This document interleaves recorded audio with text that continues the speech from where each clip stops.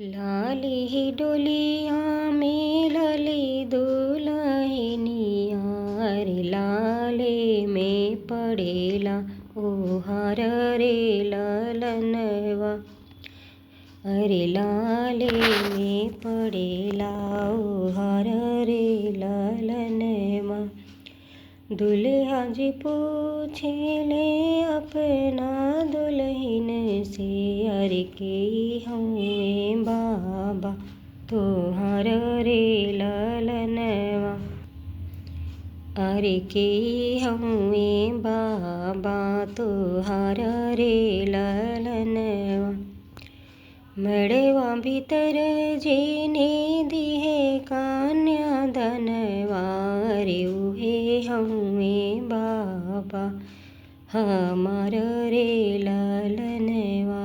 रे उहे हउए बाबा हमार रे ललनवा। लाली डोलिया में लली दुल्हनिया रे लाले में पड़ेला ओहर रे ललनवा।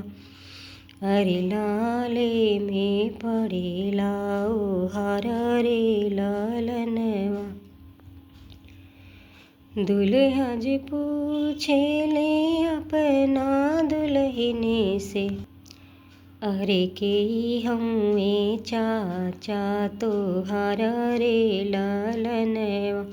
अरे के हउए चाचा तोहर रे ललनवा।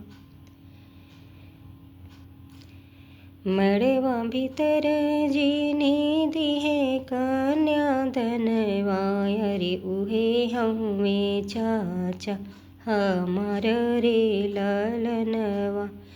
अरे उहे हउए चाचा हमार रे ललनवा।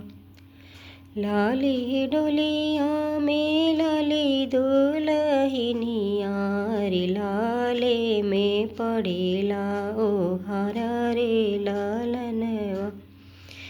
अरे लाले में पड़ेला ओहर रे ललनवा। दुल्हा जी पूछेले अपना दुल्हन से अरे के हउए भैया तोहर रे ललनवा। अरे के हउए भैया तोहर रे ललनवा। मड़वा भीतर जीने धरिया गिराई है अरे उहे हउए भैया हमार रे ललनवा। अरे उहे हउए भैया हमार रे ललनवा। मड़वा भीतर जीने लहुआ में रही है अरे उहे हउए भैया हमार रे ललनवा। अरे उहे हउए भैया हमार रे ललनवा।